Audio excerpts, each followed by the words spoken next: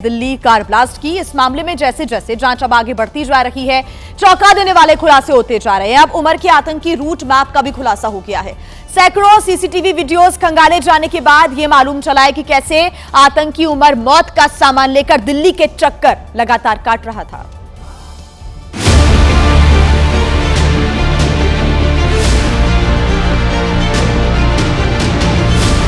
लाल किले के पास ब्लास्ट से पहले मौत का सामान लेकर आतंकी उमर 13 दिन से दिल्ली में घूम रहा था। विस्फोटक से भरी कार लेकर आतंकी उमर दिल्ली के सबसे पॉश और संवेदनशील इलाके इंडिया गेट गया। इसके बाद वो कर्तव्य पथ पर भी गया। आतंकी उमर विस्फोटक भरी कार लेकर दिल्ली के भीड़ भाड़ वाले इलाके कनॉट प्लेस गया और रेल भवन की भी उसने रेकी की। Delhi Mumbai expressway, Mayur Vihar, Hazrat Nizamuddin railway station से लेकर आतंकी उमर लुटियन जोन में भी कार लेकर घूमता रहा। 13 दिनों तक आतंकी उमर ने दिल्ली की अच्छे से रेकी की और फिर मौका पाकर उसने लाल किला मेट्रो के गेट नंबर 1 पर कार में ब्लास्ट कर दिया। दिल्ली को दहलाने वाले, बेगुनाहों को मारने वाले आतंकी उमर की तस्वीर को भी देखिए। धमाके के पहले की ये वो तस्वीर है जब आतंकी उमर दिल्ली में बेखौफ घूमता दिखा था। देखिए, आतंकी उमर ने जिस i20 कार से दिल्ली में ब्लास्ट किया उसको लेकर एक और बड़ी जानकारी सामने आई है। ब्लास्ट वाली उसी i20 कार का एक नया सीसीटीवी वीडियो अब सामने आ गया है, जिसमें वो कार फरीदाबाद की अल फलाह यूनिवर्सिटी में खड़ी हुई पार्क हुई नजर आती है।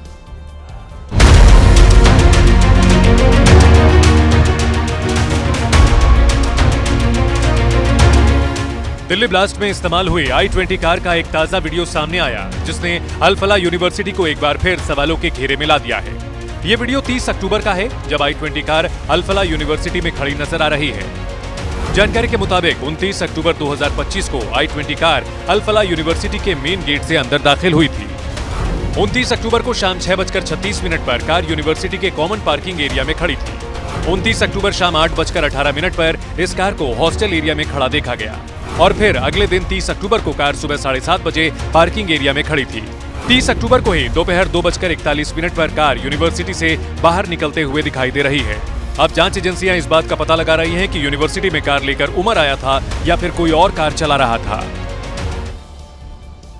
अब देखिए, अब तक की जांच में जो खुलासे हो रहे हैं उससे तो यही लग रहा है कि आतंकियों की साजिश काफी बड़ी थी और काफी ज्यादा थी। ऐसे में दिल्ली कार ब्लास्ट मामले में अब सनसनीखेज सुराग पुलिस के हाथ लगे हैं। दिल्ली पुलिस के सूत्रों के मुताबिक लाल किले के पास कार ब्लास्ट वाली जगह से 9mm कैलिबर के 3 कारतूस पुलिस को मिले हैं, जिसमें 2 जिंदा कारतूस हैं जबकि एक खाली खोखा है। चौंकाने वाली बात यह है कि 9mm कैलिबर के कारतूस आम लोगों के लिए बैन होते हैं। कोई भी आम नागरिक अपनी लाइसेंसी बंदूक में 9mm कैलिबर के कारतूस इस्तेमाल नहीं कर सकता। ये कारतूस आमतौर पर फोर्सेज या स्पेशल परमिशन वाले लोगों के पास ही होते हैं। ऐसे में बड़ा सवाल यह है कि आखिर ब्लास्ट वाली जगह पर मिले 9mm के कारतूस किसके हैं। इससे भी बड़ी चौंकाने वाली बात यह है कि मौके से कोई पिस्तौल नहीं मिली है। पहले आशंका जताई जा रही थी कि ये कारतूस किसी पुलिस वाले के हो सकते हैं, लेकिन जब मौके पर मौजूद रहे सुरक्षा कर्मियों के कारतूस चेक कराए गए तो किसी के कारतूस मिसिंग नहीं पाए गए। ऐसे में अब सवाल उठ रहा है कि क्या वहां कोई हथियारबंद आतंकी भी मौजूद थे जो गोलीबारी करके लोगों की जान लेना चाहते थे। अब चाहे जम्मू कश्मीर पुलिस हो या फिर दिल्ली या फिर हरियाणा की पुलिस हो, सभी के सामने ब्लास्ट वाली कार की जो गुत्थी है सुलझाना अभी भी एक पहेली बना हुआ है, क्योंकि इस कार को 7 बार खरीदा गया, 7 बार बेचा गया, लेकिन असल में कार किसकी थी और ब्लास्ट के समय कार में कौन सवार था, यह अभी तक ठीक से मालूम नहीं चल पाया है। कार की इसी पहेली को सुलझाने में जम्मू कश्मीर पुलिस अब जी जान से जुट गई है। जम्मू कश्मीर के अवंतीपुरा में पुलिस ने कई टीमें बनाकर कार डीलरों के यहां छापा मारा और गाड़ियों के दस्तावेजों की जांच की। ये जांच इसलिए भी की गई है क्योंकि दिल्ली ब्लास्ट में जिस i20 कार का इस्तेमाल हुआ वो कार फर्जी दस्तावेजों के इस्तेमाल करके कई बार खरीदी गई थी। इसके अलावा दिल्ली ब्लास्ट केस की जाँच करने के लिए हरियाणा पुलिस की भी एक टीम नूह पहुंची।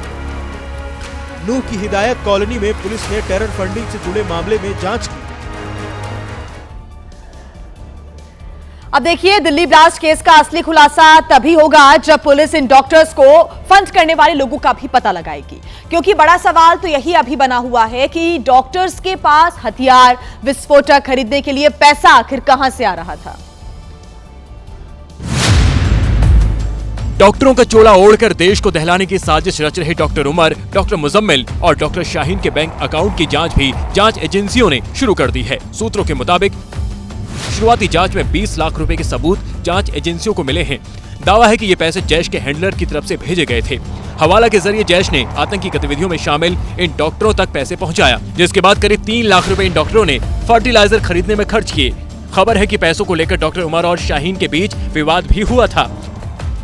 जानकारी मिल रही है कि आतंकी मेवात के एक एजेंट के जरिए हवाला नेटवर्क के संपर्क में आए थे। एजेंट ही इनको टेरर फंडिंग के लिए हवाला से आ रहे रुपए लाकर मुहैया कराता था, जिससे ये हथियार और विस्फोटक खरीद रहे थे। देखिए, यहाँ पर पुलिस संदिग्ध डॉक्टर्स के टेरर फंडिंग का पता लगाने में जुटी हुई है, तो जांच में जुटी पुलिस और एजेंसियों को कई और अहम सुराग भी हाथ लग रहे हैं। पुलिस को जानकारी मिली है कि डॉक्टर उमर, शाहीन और मुजम्मिल यूनिवर्सिटी से एक साथ छुट्टी पर जाते थे और इनको छुट्टी भी एक साथ मिल जाती थी। ये ऐसा खुलासा है जिसने पूरी जांच को ही एक अलग दिशा में मोड़ दिया है। सूत्रों के मुताबिक अल-फलाह यूनिवर्सिटी में इतनी छुट्टियां नहीं दी जाती, लेकिन डॉक्टर उमर, शाहीन और मुजम्मिल को बिना नोटिस के कई महीनों की छुट्टियां मिलती थी।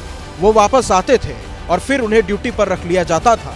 ये ऐसा खुलासा है जो अल-फलाह यूनिवर्सिटी पर सवाल खड़े कर रहा है। बहरहाल, इस जांच का विषय है कि दिल्ली ब्लास्ट में यूनिवर्सिटी की संलिप्तता थी कि नहीं, लेकिन इस घटना से इस्लामिक आतंकवाद का मुद्दा फिर से गर्मा गया है। इस्लामिक जिहादी आतंकवाद पूरे विश्व के अंदर चरम पर है। इस्लाम के नाम पर, जिहाद के नाम पर हिंसा, अत्याचार, अनाचार, पापाचार हो रहा है। तो वहीं शुक्रवार रात श्रीनगर के नौगाम पुलिस स्टेशन में हुए ब्लास्ट की जांच भी अब तेज हो गई है। जांच एजेंसियां ये पता लगाने में जुटी हुई है कि आखिर बारूद की जांच करते समय ही बारूद में ब्लास्ट कैसे हो गया। धमाके की जांच के लिए सीएफएसएल, एनआईए, एनएसजी की टीमें श्रीनगर पहुंची और नौगाम पुलिस स्टेशन का दौरा किया।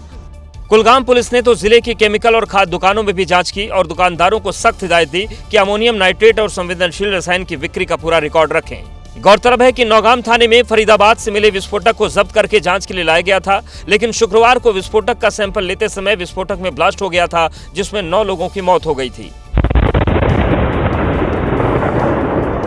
जांच टीमें अब ये पता लगा रही हैं कि दिल्ली ब्लास्ट में इस्तेमाल विस्फोटक और नौगाम थाने लाए गए विस्फोटक एक थे या दोनों विस्फोटक अलग अलग थे।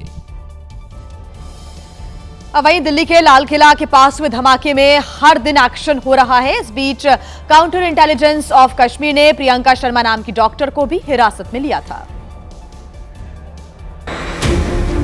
दिल्ली धमाके में गिरफ्तार हुई डॉक्टर शाहीन और बाकी आरोपियों की कॉल डिटेल से डॉक्टर प्रियंका शर्मा के बारे में पता चला, जो हरियाणा के रोहतक की रहने वाली है और अनंतनाग में रहती है। इसी के चलते 29 साल की प्रियंका शर्मा को हिरासत में लिया गया। हालांकि 1 घंटे की पूछताछ के बाद प्रियंका को छोड़ दिया गया। बहुत सारे डॉक्टर्स को लेके गए यहाँ पे, जो साथ में काम करते थे उनके, तो उन सब का फोन एक बार इन्वेस्टिगेशन के लिए लिया है और मेरे को भी यही बोल के लिया है कि कोई बात नहीं, आपका सिर्फ फोन ले रहे हैं, बाकी आप घर पे जाओ, कोई घबराने की बात नहीं है, 1-2 दिन में हम आपका फोन भी दे देंगे।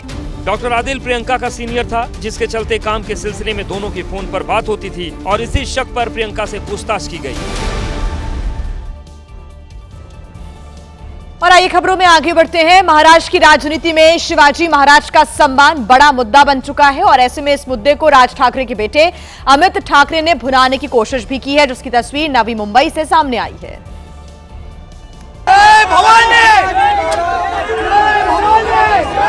पुलिस की घेराबंदी को तोड़ते हुए अमित ठाकरे अपने कार्यकर्ताओं के साथ शिवाजी महाराज की प्रतिमा तक पहुंच गए और जबरन इस प्रतिमा का अनावरण कर दिया।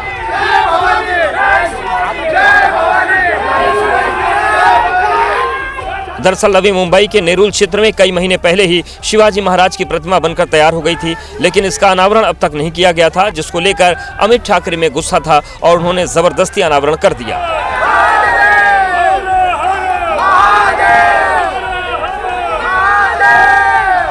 अमित ठाकरे को पता है कि ऐसा करने से उनके ऊपर मुकदमा दर्ज हो सकता है, लेकिन इसके लिए वो तैयार हैं। मला वाटतं की माझी पहिली राजकीय केस किंवा जे काय ती महाराजांसाठी असेल तर मला खूप आनंद होईल त्याचा। ये प्रतिमा कपड़े से ढकी गई थी, जिसे एमएनएस कार्यकर्ताओं ने शिवाजी का अपमान बताया। तो वहीं नवी मुंबई में एमएनएस के कार्यकर्ताओं की गुंडागर्दी का वीडियो सामने आया है। एमएनएस के कार्यकर्ताओं ने हिंदी भाषी युवक के साथ जमकर मारपीट की। पहले युवक को दफ्तर में बुलाया, माफी मंगवाई और फिर थप्पड़ों की बरसात कर दी।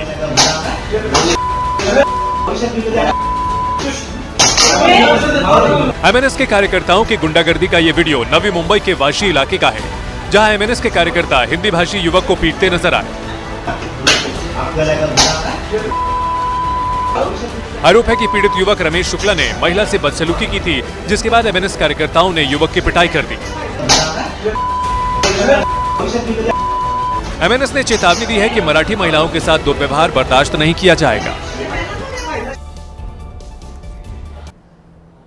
आइए खबरों में आगे बढ़ते हैं। मध्य प्रदेश के उच्च शिक्षा मंत्री इंदर सिंह परमार ने विवाद बढ़ने के बाद अपने बयान पर अब माफी मांग ली है। उन्होंने समाज सुधारक राजा राममोहन राय को लेकर एक ऐसा बयान दिया था जिस पर विवाद खड़ा हो गया था।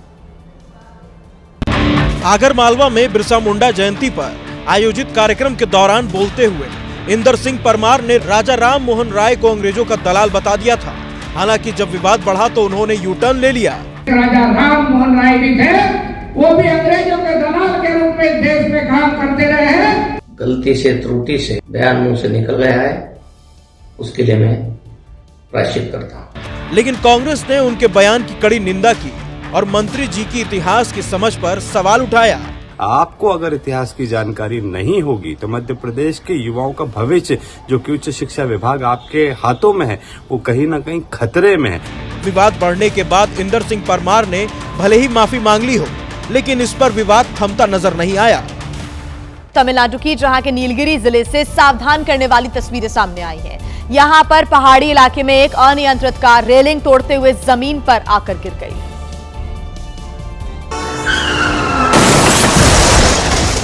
ऐसा लगा कि कोई रॉकेट उड़ान भरने की तैयारी में था। अनियंत्रित कार ने रेलिंग तोड़ी और सीधे मुंह के बल नीचे वाली सड़क पर गिर गई। कुछ देर पहले इसी जगह से एक लड़का फोन पर बात करते हुए निकल रहा था। अगर यह हादसा कुछ सेकंड पहले होता तो यह लड़का भी कार की चपेट में आ जाता।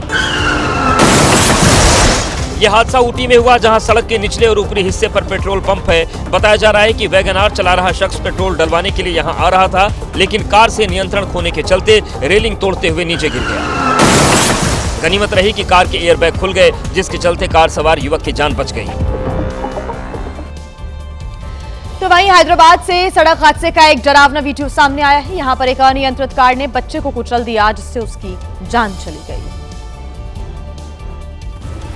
ड्राइवर अनियंत्रित हुआ और नीले रंग की यह कार पहले सीढ़ियों पर चढ़ी और फिर बच्चे को चपेट में ले लिया।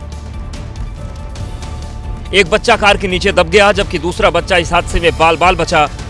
वीडियो को शुरुआत से देखिए। गली में दो बच्चे दौड़ते हुए जा रहे थे और दूसरी तरफ से नीले रंग की अनियंत्रित कार आ रही थी। बच्चे कुछ समझ पाते उससे पहले कार सीढ़ियों पर चढ़ते हुए उनके ऊपर आ गई।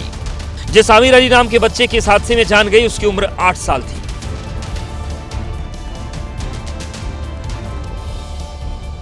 और चलिए अब बात करते राजस्थान की, जहां के जोधपुर में उस वक्त सनसनी फैल गई जब एक बेकाबू कार ने सड़क किनारे खेल रहे मासूम को रौंद डाला।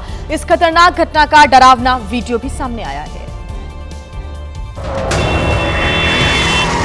ऐसे आया कार में बैठा शैतान। तस्वीर को देख ऐसा लगा मानो जैसे ड्राइवर आंख पर पट्टी लगाकर कार चला रहा हो।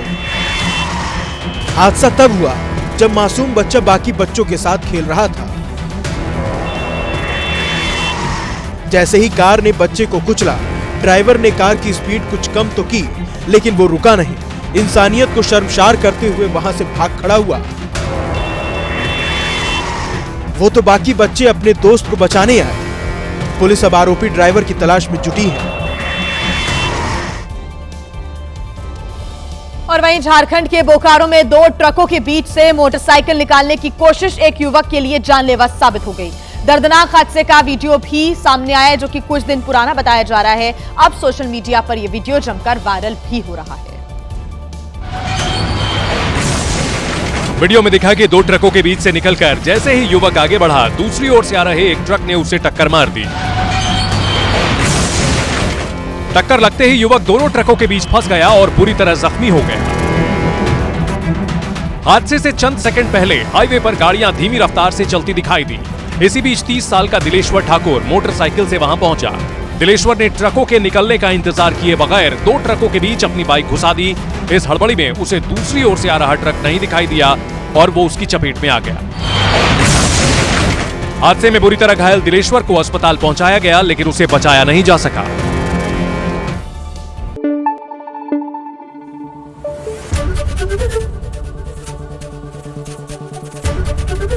एबीपी न्यूज आपको रखे आगे।